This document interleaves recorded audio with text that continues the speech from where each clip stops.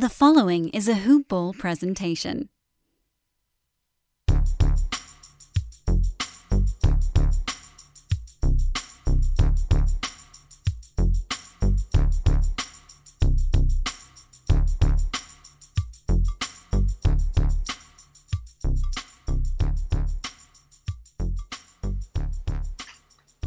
Hello, and welcome to the Hoop Ball DFS Today podcast. I am one of your many hosts, Mike Apatria, and I am joined on a special day but with a special person because we have a new show host. He's joining us. He's been in the background for Hoop Ball for a little while now, Mr. Myles Hartley. So, Myles, tell us a little bit about yourself, man. Hey, yeah, I'm from Vancouver, Canada, where the Grizzlies used to be from. And I started playing fantasy about, I think it was 2016, 2017 was the first year I got into it. I had no idea of like any players at the time. Didn't watch basketball, didn't really follow it too much. I mean, I always enjoyed it as a kid. But yeah, got into one league there. I drafted a team, and I think at the end of the year I only had 4 players left from that start of the draft. So I was on the waiver wire constantly. And I ended up finishing 3rd out of 10 people that year. So that's pretty happy with it. And then after that, I was just hooked. And I mean, this year I'm in 13 season-long leagues. And I mean, I play daily fantasy every day. Yeah, so you definitely got hooked. You know, especially the DFS. Once you get hooked into that, it's kind of hard to get out of it. It's so much fun every night, kind of getting a new roster, getting a new team. And we were kind of speaking about this a little bit before, but it sounds like you take a little bit of more of an analytical approach than most would to the game. I know Coach being 143 years old, he kind of takes the approach where he's using his common basketball knowledge, knowing these coaching tendencies, knowing how players react to situations, and just overall, I guess, knowledge of the game that he's had watching it for 292 years. But I think it's going to be good for us to have that outside perspective of a guy like you who just kind of crunches the numbers, who's always looking on the inside, knowing the trends. You sound like you like to make some waiver wire ads, so I'm all about that. I love working the wire as well, and usually the people that are sitting there kind of scouring their wire are the ones that transition to DFS the best. They know that, kind of targeting certain matchups and guys' usage rates and, who to capitalize off when somebody's sitting out, who's going to get the minutes. That kind of comes a little bit more naturally to them. But I'm glad that we have you on, man. I'm excited to do some shows. I know we were talking a little bit over the past few weeks, and I was saying that we are going to try to get you on soon. And, man, welcome aboard. I'm glad you're here. Yeah, I'm glad too. And first podcast ever, so hopefully this thing goes well for us. Well, listen, it can't go worse. My first show I ever did over here at Hoop Ball, I was so excited. I was all by myself. I didn't have any co-hosts or anything like that. It was about probably like an 8 to 10 game card, I believe, and it took me about an hour and 15 minutes to break down the whole thing on my own. I was very proud of my work afterwards, and I realized I didn't hit the record button. So, then it rolled around. It's about 2 a.m., and I had to do it all again. So it can't go much worse than that. I made sure we're recording here. So I think we'll be all right. But we have a 6-game card to break down. There's 5 on the main slate, and then we also have a 6 o'clock Eastern Standard Time showdown slate that we'll get to. But before we get there, I do have one of, of course, our reads.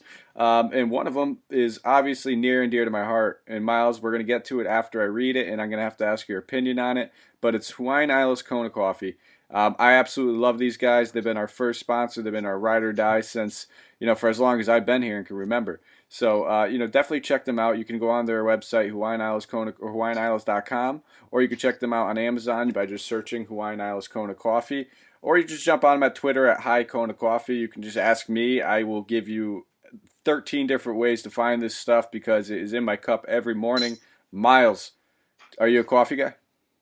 No, I'm not. Actually, I don't drink coffee at all, so that's why I'm a bit of a black sheep then on this. I was wondering why you're keeping quiet over there. Listen, you're drinking it, man. You got it. You got to try it. Why? So I got to ask. You guys are getting me to the point where I'm almost tempted to buy it just because you talk about it so much. Well, listen, that's how most people start drinking coffee. I remember when I first started, drinking coffee, it was accidentally almost. It was getting it with like extra sugar and extra cream.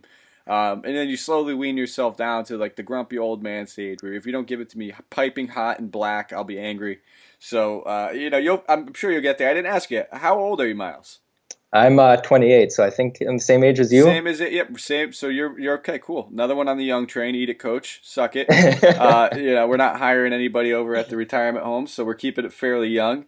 Good to know. All right, cool, man. So we got a lot of games to get to, and I like to make it nice and simple for us. Right off the rip, it being your first show, and I like to be a gentleman, so I like to give you first crack at which team you'd like to start with, and we'll start with the showdown slate, man. So we're going to be using DraftKings pricing tonight. Obviously, they're the only kind of, not the only site, but one of the major sites I like to play on that will be offering the showdown slate. And since I'm hosting it, that's what we're going to do, right? I guess I can be a little bit greedy on this kind of situation. I assume a lot of my followers are going to be listening to DraftKings. I know we used to do DraftKings contests last season, so we might even look to get a little bit of contest going on multiple sites now. I kind of want to broaden our horizons a little bit, get all of our Hoobers over here involved, not just the ones that are playing on certain sites.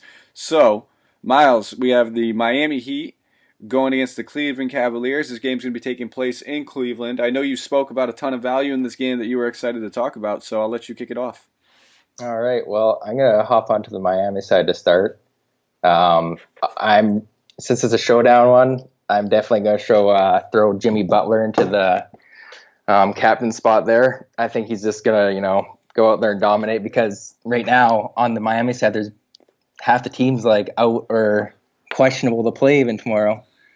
Because let's see, there's Winslow's out, and I believe Goran Dragic is questionable. And he's one of the guys I was looking at. I wanted to plug in right away, but he's got an illness possibly, so we'll see what goes on there. And if he's out, then I'm going to go to Kendrick Nunn and plug him in for sure. And then besides that, I'm probably going to go with for value, I'm looking at Kelly Olynyk probably. And then after that, you're kind of getting down into the dumpster there. But probably Duncan Robinson, especially if Hero and Dragic are out. Yeah, I agree with you on that Butler take. I like that, man. I think that he's like the obvious candidate for most people's kind of, crown jewel or captain spot, whatever you want to call it, because he's going to have to take on a lot of this load, a lot of this usage. I think we've seen over the past few games with Winslow sitting out, Dragic kind of stepped up and would be that, pseudo point guard and play 30, 34 minutes, closing the games a little bit too. I think that's the obvious spot for your captain. And looking at the other pieces, I think that Kendrick Nunn is obviously going to have to pick up a little bit of usage. He's actually priced up a little bit, so I don't know. I've noticed that. It's unfortunate. He's higher than 2,000 higher than Dragic is. Yeah, so, if Dragic's in, he's pretty much a lock and load for that slate, I think.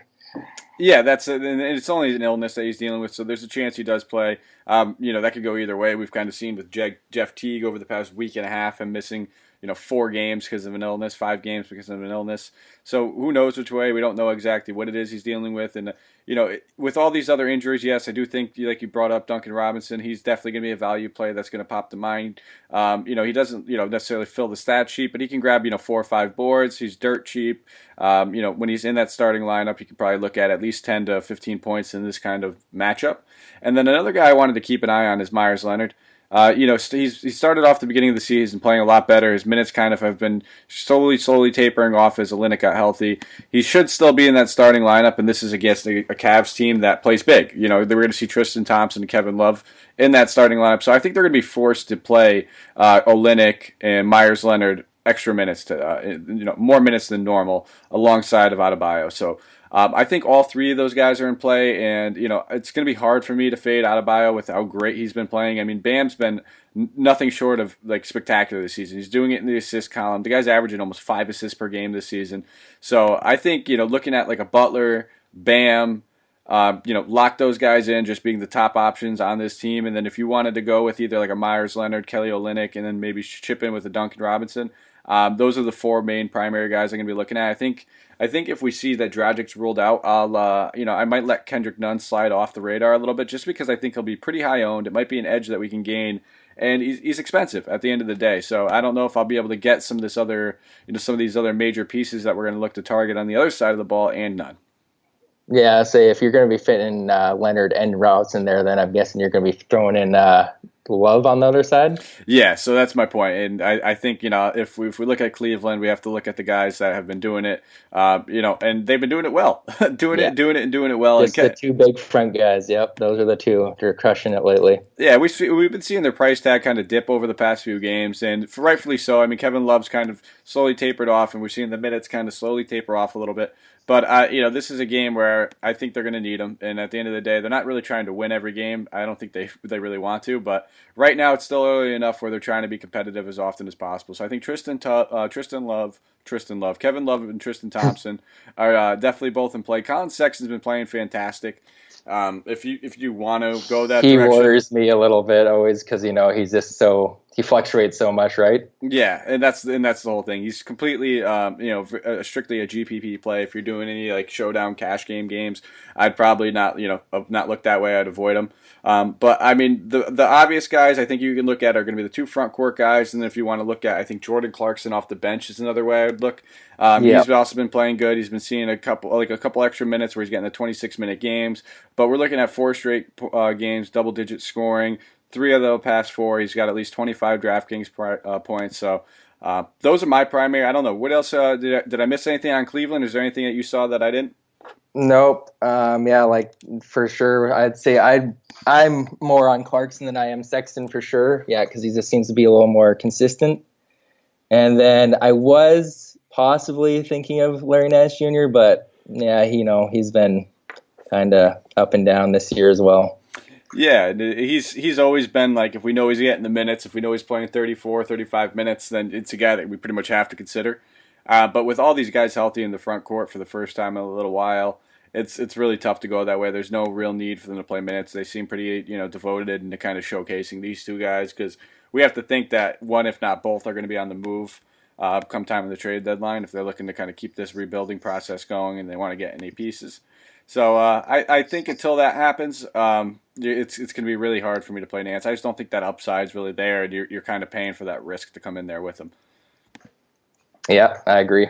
All right, man. Well, that's the showdown slate. That's the first one down. Now we get to move over to the main slate. And this, it's a little different. So the early one starts at 6 o'clock Eastern Standard Time. The next set of games start at 8. First game on the night, it's going to be a little bit of a revenge narrative in here. We have the Dallas Mavericks versus the New York Knicks. This is going to be taking place in the Garden. We'll see Spike Lee courtside screaming his head off on this one. And, gentlemen, I'll let you kick it off, man. Which team would you like to start with? Yeah, I mean, I don't have a ton for this game myself, but yeah, I guess I'll start on the Dallas side here. And I mean, it's pretty obvious. I'm going to be looking at Luka just because, he's just been so dominant this year. And then besides Luka, though, I mean, I don't really have much other interest. I mean, there is one guy I'm looking at that he's just priced so low right now, and I'm like, for GPP for sure, Delon Wright at 3,800, I'd definitely take him in a few spots. I mean, I think Luka's just goes without saying at this point. He's just been tearing it up. I'm probably one of the biggest Luka truthers that there is. Very hard to not play this kid at this point, especially on this slate where we don't really need to spend up a whole lot. There's a few options that we will have. So yes, Luka will be one of my targets. I'll be looking to get him in a lot of lineups, but I got to bite the narrative in this, and it's not just the narrative for me too. It's the price tag, and I'm looking at Kristaps, 6,900, traveling back, playing in Madison Square Garden for the first time in like 2 years now, because he didn't play in a year and a half when he was hurt over there either. So yeah, I think this is going to be big for him. I think there's going to be a lot of emotion surrounding this game. When they teed off against the Knicks earlier in the season, he had a pretty good game. It was only a few games ago. He put up 50 DraftKings points. So I think I would be hard-pressed to not have shares of Luka and Porzingis. I don't know if I would necessarily play them together. I think they do correlate well together in ways. But, maybe in the lineups where I'm looking to put in like Giannis or spending up on, getting a couple of the Trae Young or Jokic in there, I'll look towards Kristaps over Luka just to kind of, keep some exposure on that Maverick side. But I would probably draw the line there. I'm not really messing with their secondary bench guards and, the mix-up of DeLon Wright and Seth Curry and Jalen Brunson, and then they throw in J.J. Barea here and there. So I'm really going to steer clear from Yeah, that. And Dwight it is Powell, pretty messy. yeah, when they're just eating, like once we start getting further into the year and there's a couple injuries and one or two of them sits out and we know that one of them's getting 28 minutes and he's 3,800 on DraftKings, I think that's his right time in the right matchup where you want to take a look at those guys. I don't know about on a 5-game card where we have a lot of fast-paced games, so we have a lot of good games that are fun to target on this slate. Yeah, I mean, definitely not plugging him into a cash game, but I thought for a few GPP flyers, I'm thinking I'm going to plug him in a couple spots.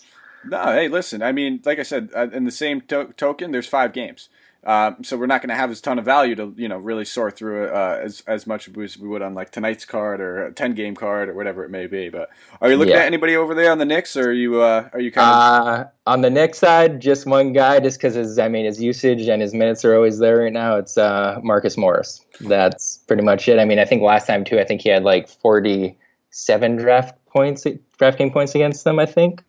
Yeah, he did. Yeah, I think it was 47.75. He absolutely smashed them. 29 points, 9 rebounds, 3 assists. So he definitely came out, and he has been playing great. I started jumping on him a little bit, and it was at the right time when they played Boston, and he was going back to TD Garden, and it was kind of that revenge narrative in that case, and he really just been catching fire ever since.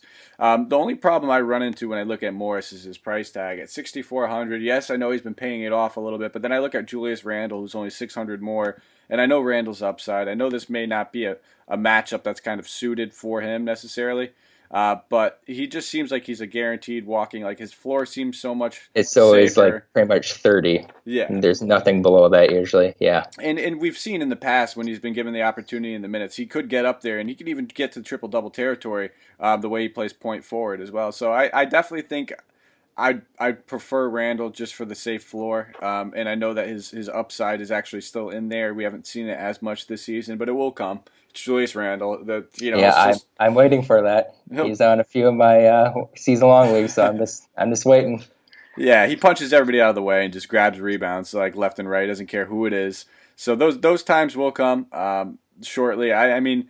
I'm kind of hopped off the whole Barrett bandwagon for a little while. Yes, he still performed well. He came out with a big game last game. He performed well yesterday, but yeah, the 2 before that were stinkers, so I don't blame you for that at all. And I don't think I'm really going to keep messing around with the front court between the minutes going between, Taj Gibson, Mitchell Robinson's is still kind of questionable, actually. So he has been upgraded.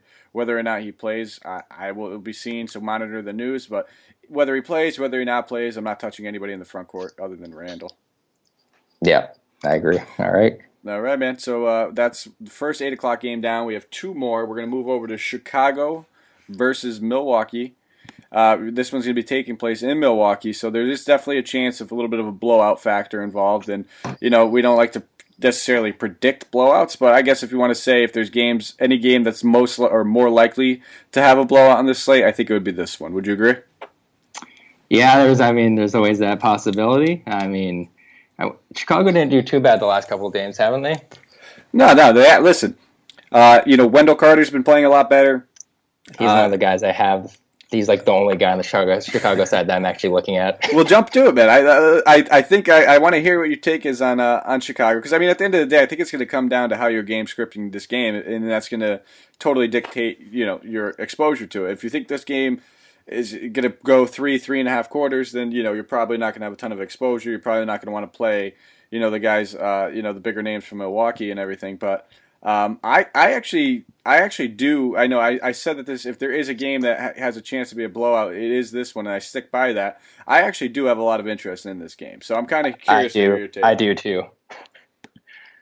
But so I guess I'll kick it off with Chicago, and I'll let you talk about the Milwaukee side, since I've been kind of getting the better sides of stuff so far, I feel like. I appreciate that. I appreciate that, man. Everyone sticks me with the Spurs. Yeah, that's always a fun one to talk about. On the Chicago side, the one guy I'm looking at is Wendell Carter Jr. He's been pretty consistent the last few games here, and I just like the spot he's at right now. I mean, yeah, it's probably going to be hard for him to get some boards away from Giannis with Middleton being out, and I think I saw something on Twitter, and it was like some crazy stat set of what Giannis does when Middleton's out, and then I feel like it was something like he gets 30 points a game, 14 rebounds, and 8 assists. something pretty high. But yeah, he's the one guy on the Chicago side I really liking what he's been doing. And besides him, I don't really have too much other interest. Zach LaVine hasn't been doing much for me. He's just, he's scoring, but his complimentary stats just aren't consistent enough for me to want to pay, 7,100 for him. I completely agree, and I think nobody's really playing marketing at this point. It's a little tough to do so. Yeah, I'm with you. I think my favorite option would also be Wendell Carter Jr. I just like his price. I like what he's been doing. I think that the only, like you said, the only thing, the rebounds might not be there as much because he's also going to be covering Brook Lopez, who stretches out to the 3-point line, likes to pull centers away from the paint, so Giannis can just push that tempo right when he grabs the board. So I do think that is going to be a factor that may impact him, but this also seems like they're going to need his defense. They're going to need his length. And I'm actually, I would expect a halfway decent game, and he'd probably be my main primary focus if I'm looking at anybody on Chicago.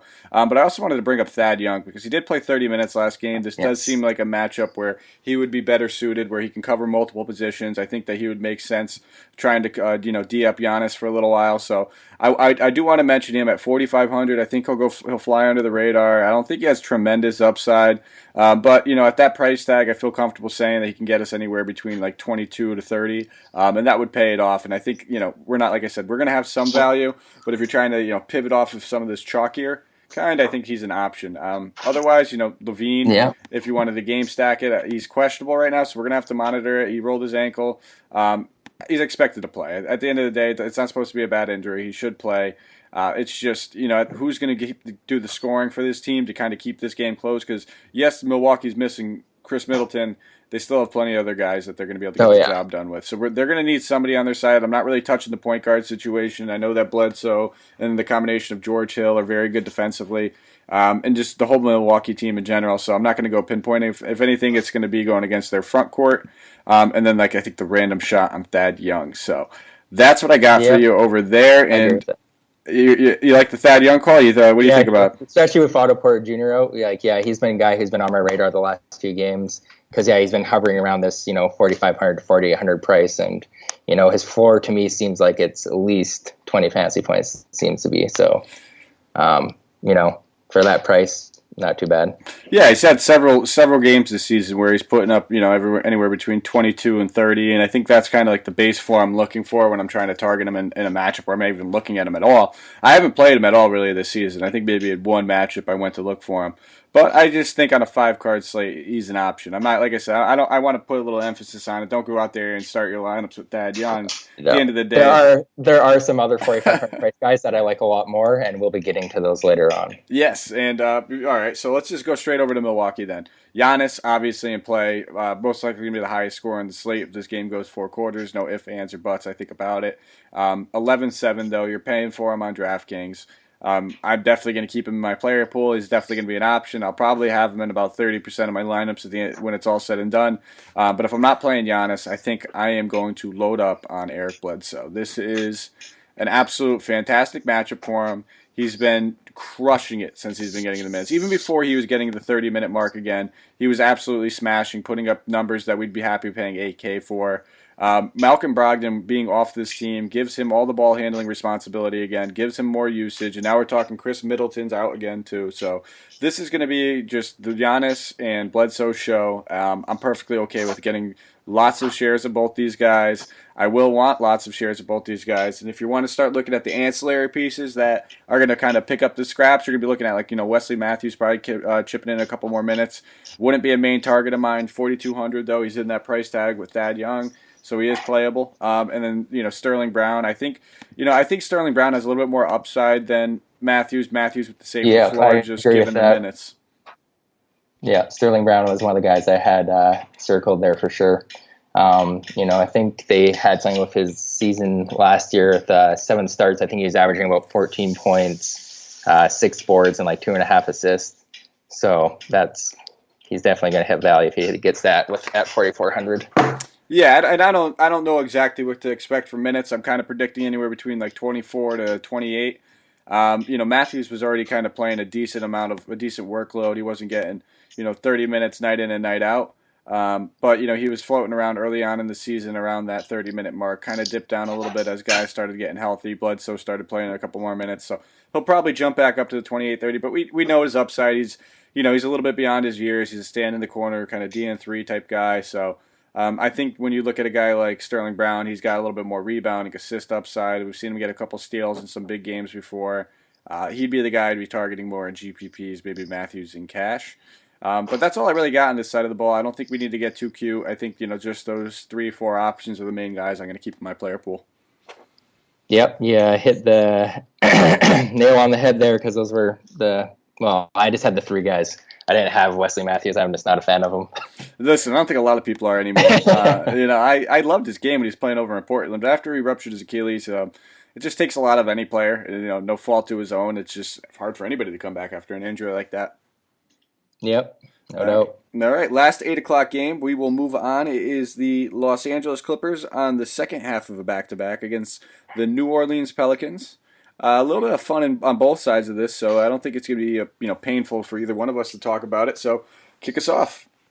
All right. I guess I'm going to go to the New Orleans side here. I'm trying to think, what was that? When was New Orleans' last game? Was that on Sunday or something like that? I believe so, yes. So today, we're recording this. It's Wednesday.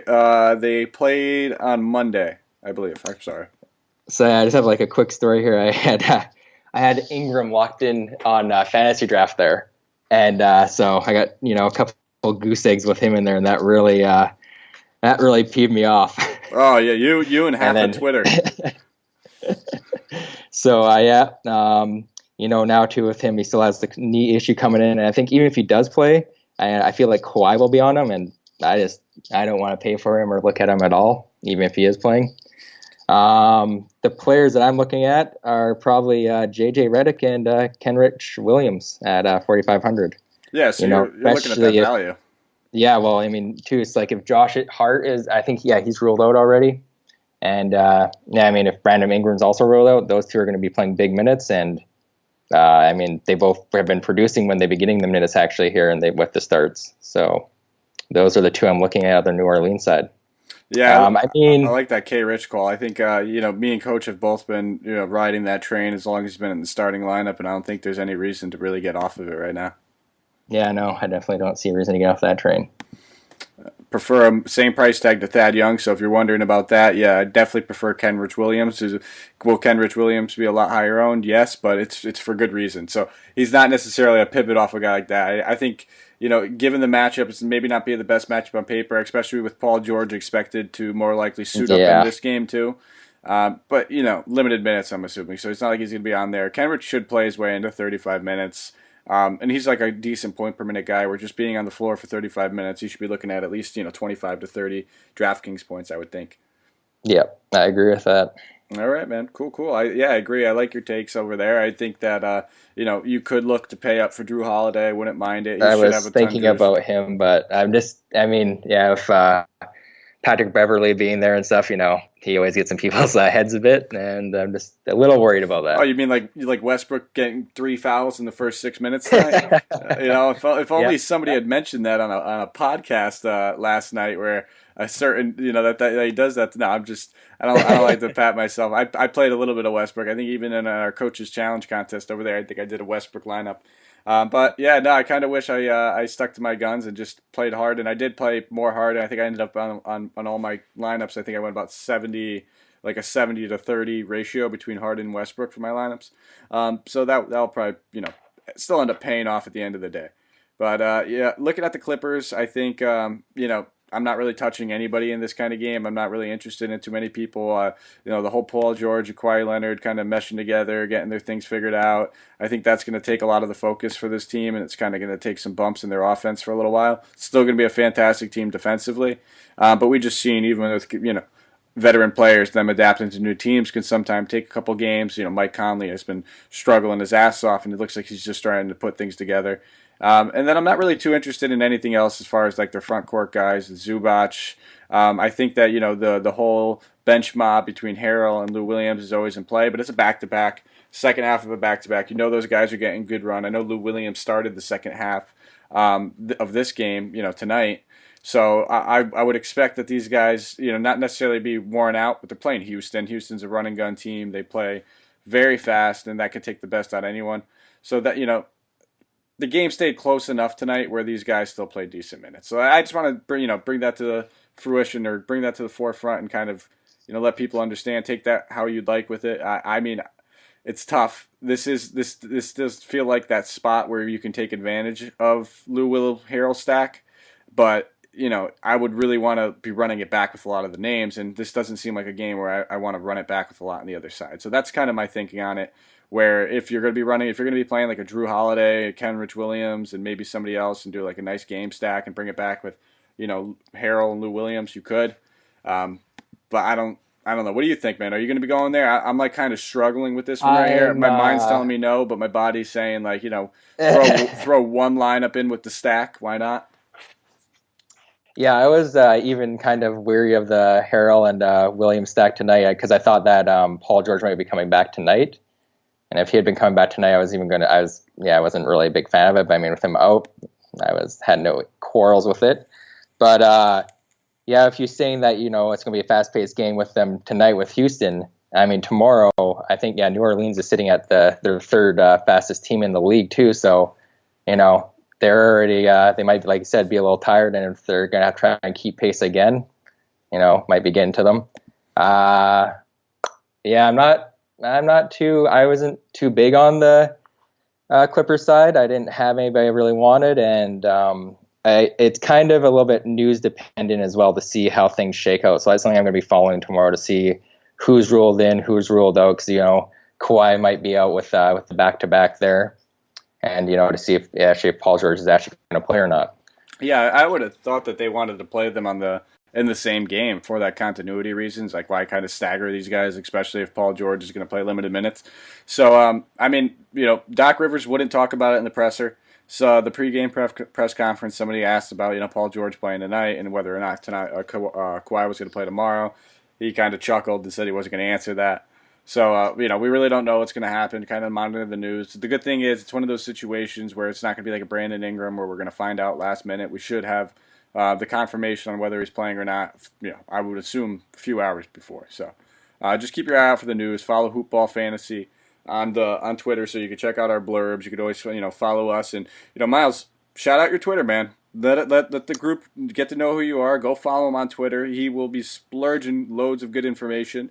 He'll be probably doing the same thing that we all do, sharing the injury news. So why don't you give him your Twitter, by the way? Yeah, so my Twitter is Myles6565. It's MYLES.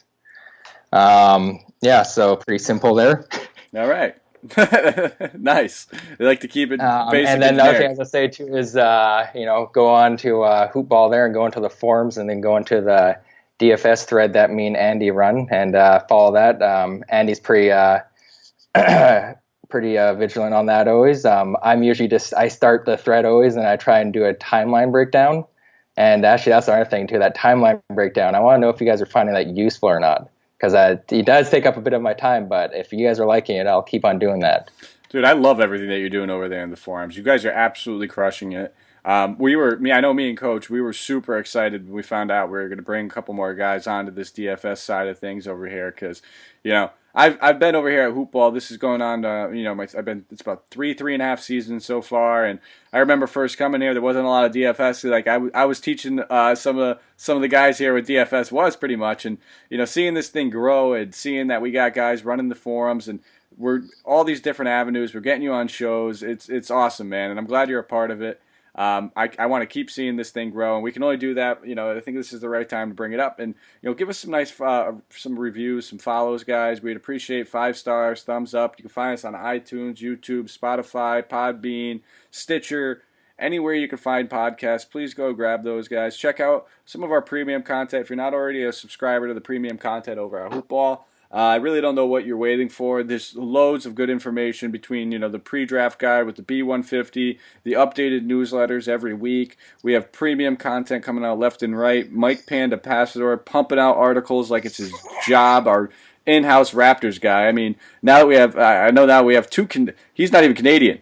Can he out Raptor you? That's what I need to know because is that Oh, your, he can out Raptor me. The Raptors aren't even my team. I know. What's your team?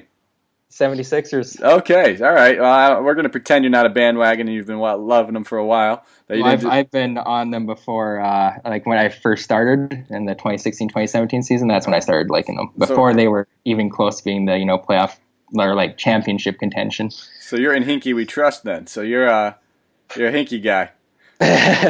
Yep. You gotta be, I think, right? So awesome. I think we got that out of the way. And again, I just want to give a shout out to Hawaiian Isles Kona Coffee. They're absolutely phenomenal over there. We're gonna be bringing on a few more ad reads. I figured I'd give the Manscaped one a break tonight, but definitely check out their stuff, guys. Definitely, and mybookie.ag. So go check them out. Promo code today, TODAY. We got plenty of reads over here, and listen, if you know anybody, check them out. Whether it's a gift, whether it's an idea, a gag, whatever it is, check them out. Get the lawnmower 2.0 from Manscaped, package it together with some dark roast coffee, and throw some bets on the game and call it a night. So, moving on to the 9 o'clock game, we have the best game on the card in my opinion. I'm going to be loading up all over this. I was very excited to talk about this. We have the Atlanta Hawks facing the Phoenix Sun. High total game. This game's taking place in Phoenix. I don't care which team you want to talk about, Myles, because I'm going to love talking about both of these. So pick your poison. Yeah, no, this is one of my favorite games on the slate as well. I think I'll go with the Phoenix side. And on the Phoenix side, my number one guy there is Ricky Rubio. He's just been, slaying it out there, and man, his dimes are crazy right now. And then besides him, I'm going to be looking at Baines. I don't think Atlanta's front court is anything too dangerous right now, so I think he'll kind of have his way in there. And besides him, I don't know. I'm not really going to be looking to Booker. I don't think too much, even though I know he's he can put up big numbers and stuff. I think I like Rubio and Baines right now, especially with their price tags. Yeah, I think both those guys are definitely in play. I love Rubio on this slate. I think he's definitely going to be one of my top point guard options to choose from. The other one probably being in this game as well. So I mentioned, I'd probably say between Trae Young, Bledsoe, and Rubio, I will have loads of those three guys. I think those I will as well. And yeah, I think definitely you can look at Baines. His price tag is fair, 5,900. He's kind of been producing that regardless of the minutes he plays. It's a pretty good matchup on paper. Fast-paced game, like you said. They should be pretty weak in the front court. No John Collins, Alex Len a little hobbled. They started Damian Jones last game, Damian Jones. I always get confused. Damian Lee's the guy that just fractured his hand over there in Golden State. Yep. Damian Jones, and not nothing to think of it there. Don't get suckered into that. Don't really play him. He's not going to get big minutes. Probably little to no usage. But my whole point of that is he's not necessarily like a big defensive presence either. So I think those three guys. I'm kind of hopped off the whole Oubre bandwagon for a little while, just until we could see a little bit more stable minutes. They've kind of been a little up and down, 32, 25, 31, 19.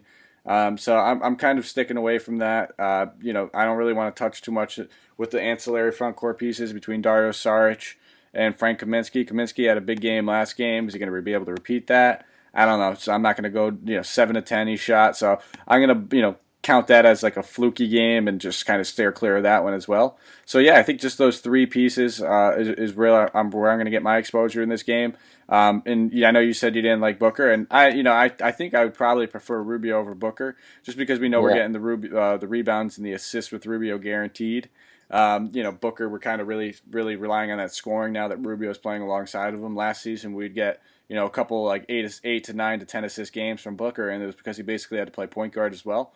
But that's kind of a little different now. Rubio's chopping into the ball handling and the usage a little bit. So I definitely will have shares of him. 8,100 I still think is way too cheap. I think this is a phenomenal matchup for him. I wouldn't even mind if you wanted to take a stab at playing both of these guys. I just don't know at the end of the day when I'm building my lineups and I'm looking at it if it's going to correlate well with everything else. So those three guys, and then over on Atlanta, I'll take a breather real quick. I'm just going to get it out there. I don't care how much Trae Young is. 9,600. I don't care. I'm playing Trae Young. Oh, I think that's a great price for what he's been doing. Yeah, and that's realistically that's what it is. I think he's had maybe when he gets the minutes, it's guaranteed. He's had 3 games this season where he's basically hasn't performed up to value. One of them he got hurt and he played 11 minutes. The other one it was just an absolute blowout and he played 29 minutes. And then there was one game where he just had, I guess, a down game. And even then, it was still a pretty good game. So we're looking at 3 straight games of 60 plus fantasy points. Last game 42 actual points, 11 assists. This is an even better matchup. They're going to need his offense. The usage is just out of this world. I'm going to keep riding him. I don't see how you can really fade him at this point. I mean, looking at him at 96 and Luka at 10, I would much rather have him at 96 and then just play Kristaps, still get my exposure over there. Yeah, no, I like that. The only other guy too there I'm liking is Jabari Parker. He's just been balling out along beside him. He's the only other guy that's getting the usage, pretty much him and Trey. Yeah, and I guess with Parker, for me, it just comes down to the price tag. He has gone up a little bit right now. He's at 7,200. I don't think that's absurd. I think it's actually fairly priced. Looking at his shot attempts over the past 3 games, 18, 23, 18, getting pretty good rebounds. He's averaging, I believe, like 10 over that span as well. So. I definitely think he's an option. When it comes down to it, I think I'd rather play Porzingis at 300 cheaper, just 69 to 72 in the revenge game. So it's really going to come down to game scripting. If you're stacking this game up, how much you want to stack it up, and that's more or less where I'd really start looking at as an option. Yeah, no, that's a good point too. Yeah, I actually didn't. Yeah, when I first was looking, I didn't realize how cheap Porzingis was until you said that. Yeah, I think I would like his price in any matchup at that point, but just knowing that playing in the Garden again and, everything flying about this, he's probably been interviewed 3 or 4 times in the past day and a half about this game, so it's going to go one of 2 ways. The nerves are going to get to him, and we're going to see a bad shooting performance or foul trouble, or he's going to light this up. So I'm hoping for the latter. I think that, at that price tag, I'm willing to gamble on the floor just because I think that, his floor is the lowest we really generally see is that 25-point mark, and that's not good. But if that's the lowest that he can get, and then we're talking 50, 60-point upside in this kind of matchup, that price tag is very, very hard to ignore. So we have 1 game left. It is the Late Night Hammer, 10:30 p.m. Eastern Standard Time. We have the Brooklyn Nets facing off against the Denver Nuggets, and this game is going to take place in Denver, so we definitely have to factor in a little bit of that altitude change that's going to happen, and we kind of know with our experience over time that players traveling into Denver sometimes don't have the stamina that they would have in their home stadium or another stadium. So that could be a factor. What do you think, though? Which team would you like to start with? I have quite a bit of interest in this game, actually, but I'm going to start with the Denver side. And I'm going to go with the 3 players that I was targeting last game. And I think, actually, if they help me take down one of my DraftKings GPPs I was in there, or multiplier games I was in, with Will Barton, Paul Millsap, and I even plugged in Harris. And the thing is they're all getting minutes. I think Harris had 40 minutes last game. Will Barton was around in the high 30s as well. And then I think Paul Millsap was even mid 30s, which is, pretty crazy because they're always talking about how Jeremy Grant was going to come in there and take away his minutes, but I haven't seen that happening. So those are the 3 guys I like, and their price tags are all very reasonable. I think Will Barton's at the highest of 6,600, but I like paying for him. He's been consistent, I think he's averaging 39 fantasy points right now. So I have no problem with paying that for him. Yeah, the rebounds have been there, and that's the biggest thing I think with Barton is that it's not just fluky rebounding games. They're consistent. The guy's the second leading rebounder on the team next to Jokic, averaging almost 8 a game. Over his past 4 games, 9, 12, 7, and 10 rebounds. And he's one of their go-to wing scorers, and he's always going to get you a steal or 2. He's always going to get you a couple threes. So he's kind of got a pretty solid floor baked into all of his ancillary stats. So I do think I like Barton still. I don't care about that price tag at 66. He's been paying that off easily. This is a fantastic matchup for him. I prefer him over Murray. Definitely. I don't know if I didn't hear you mention Murray. So no, I faded him last time too. He's wildly inconsistent always. He can have those big games for sure, but he can also have those games that aren't that great. Yeah, I don't generally play Murray too much. He's not a guy that I'm usually attracted to very often. It's just knowing how deep Denver can play, and knowing that they got pretty good rotation guards with Morris and Beasley and other guys down there. So I don't really ever feel the need to kind of pay up. He's usually always around between that 63 and 6,800 price tag. Yeah. And they usually have a couple other good options flowing around that price range. So, all right, man. Yeah, I think you pretty much hit the nail on the head for Denver. I mean, obviously, I think Jokic needs to get brought up. Just yes, he's been underperforming Yeah. and not paying off the price tag, but it's a center going against Brooklyn, so it's Jokic for all these reasons. I got to mention him. Um, Will I be playing him? It's going to be tough. It's going to be tough for me to get there with these other guys I do want to spend up on. I mentioned Luca, Trey Young. We got Giannis Bledsoe. We got Devin Booker, Rubio. So there's a lot of guys that we've mentioned that I will have shares in.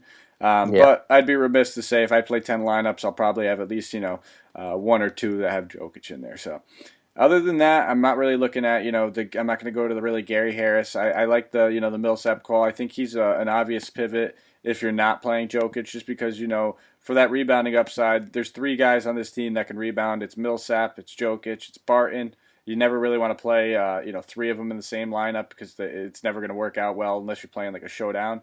Um, they're going to eat into each other's rebounding upside, plain and simple. So I would probably reserve myself to playing, one of those two. If you wanted to play two of them together, I think the two together that would make the most sense would probably be Jokic and Barton, just because we know they can get it done in different ways. Barton can have a 20-point game with 7 or 8 rebounds. Jokic can drop a triple-double in the same game. I really wouldn't think that you're going to see Jokic drop like a triple double. You're going to see Barton get 7 or 8 rebounds, and then all of a sudden Millsap's got like 11 and 12 or something like that. I mean, maybe I'm wrong with the game script. That's just the kind of the way I'm looking at it.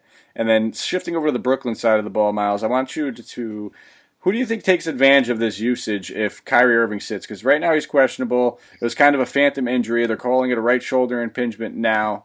And we also have Karis LeVert now, who's going to be missing several weeks with ligament damage in his thumb. So Yep. there's going to be a ton of usage that goes around. I mean, this game, there's going to be tons of value. I want to know, where are you starting off? I mean, I think the obvious piece is Spencer Dinwiddie, but Yep, that's the obvious one for sure. His usage will be monster if Kyrie is out, and I mean, especially if LeVert out too. yeah, Yeah, and then going from there, the one thing that I was kind of keeping an eye on there was I think they're going to be putting DeAndre Jordan in the center there, just because Jokic is a big body and they're going to want him guarding him.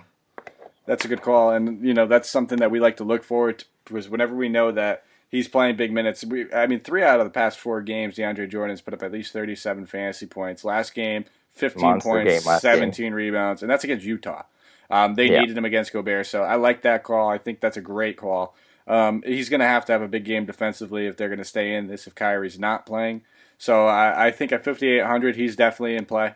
I really like that call, actually. I'm definitely going to have to keep a little circle on him. I looked at him. I didn't think too much about it, but I do like that call. I'm glad you brought that up. And I think the other obvious spots that we can look at would be the players that are going to be on the wing, taking over some extra minutes. Obviously with Dinwiddie sliding over to point guard, if Kyrie sits, we're going to see, Torian Prince and Joe Harris get a bump in usage. They're both going to be required to take a few yeah, extra shots. Both at a fair price tag, 4,600 and 5,300. By no means fantastic value plays, but I think I like Joe Harris at that price, 4,600. I think we'd be looking at like 25 fantasy points, which gets you a nice little 5 to 6x. But other than those guys, I'm not really going to go to Garrett Temple. Somebody else can get suckered into that. 4,500. I mean, at a min salary, I would think about it. But the ceiling's never really there with him. He's kind of very fluky. We'll see him have these random outburst games once every like 6 or 7 games where he goes out there and puts up like 35 or something. I'm not looking to target him, especially in Denver against a good defensive team that defends perimeter wing players excellent. Like Gary Harris is no slouch whatsoever. I really like Gary Harris's defense. I like him as a player too. I think he's one of my favorites actually. So. And that is all I have for this game. You have anything else that you might have, kind of picked up on when we were going through, or I missed? No, I was just gonna say, yeah, like the Garrett Temple thing, I definitely wouldn't be rostering with all the other values we have around that 400 mark. Yeah, I just wouldn't see any reason to plug him in. All right, man. Well, I think we did it. We got through the slate, 6 games. We did it fairly, I think, at a fairly decent speed. Where are we at right now? Let me check. 48 minutes. So it could have been worse, Yeah, but we spent some good not too time bad. getting to know you, which I'm glad we did. You're going to be on the show a little bit more now, so I think the people deserve to know who we're talking to. And obviously, definitely check out. We got Coach's Challenge going on right now. We're not Oh gonna, yeah, yeah, yeah. Also, I we need to could have a peek at that. we could always dive into that a little bit, but I know we could talk about it, save it for the show a little bit tomorrow. Give the shout out to the winner, get that cool swag and all that other good stuff because at the end of the day, that's what it's all about. It's about having fun, joining this DFS community over here that we're growing at Hoopball. Playing with our bloggers, our writers, our podcasters. We like to get involved with everybody, and definitely when you get a chance, give us a rating, a review, a thumbs up. Whether it's a positive or negative comment, we want to hear it. Okay, so now I'm checking on it. We'll mention it. You're sitting just ahead of me right now. I think Yeah, I'm doing okay. I'm not doing anything you're at fantastic. you're at 10 there, right? Yeah, I got 7, 8. I put 3 in. I know that we could do Okay. but I know Coach put like 6 or something. That when I was joining, I joined a little bit later than everybody else. I didn't want to take up all the. I think there was only a few spots left, so I think I I put put 3 in in. I put in two. I actually only want to put in one, but I ended up with two. Yeah, I'm Yeah, sitting right behind you. I'm sitting at 11-3 now.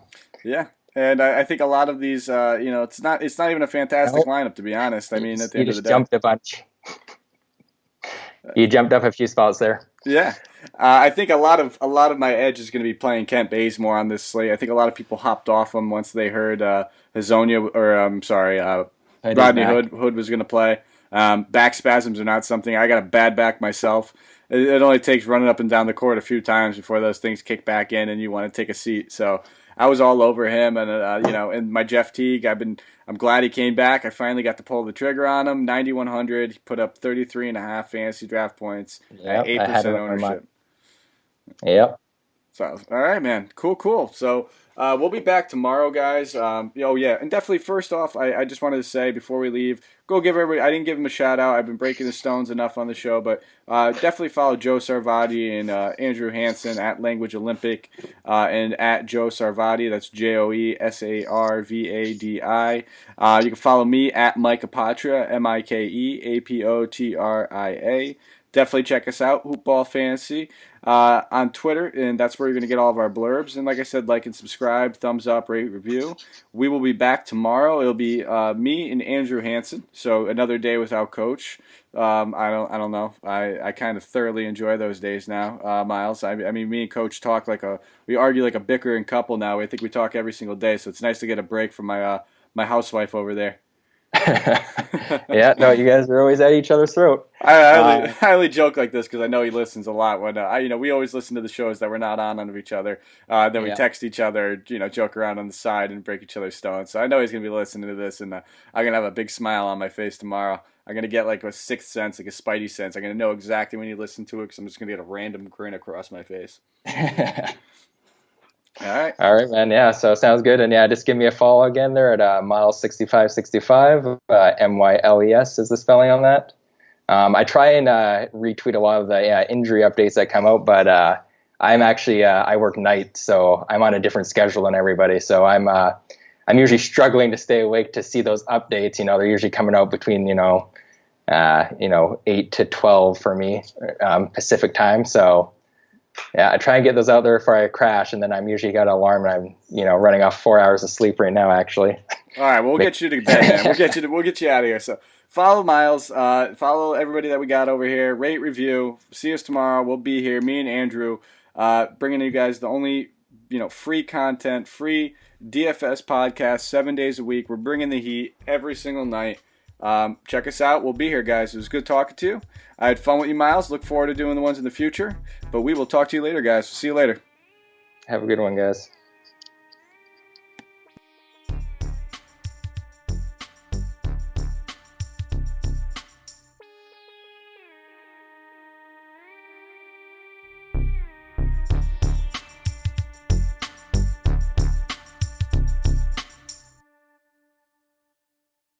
This has been a Hoop Ball presentation.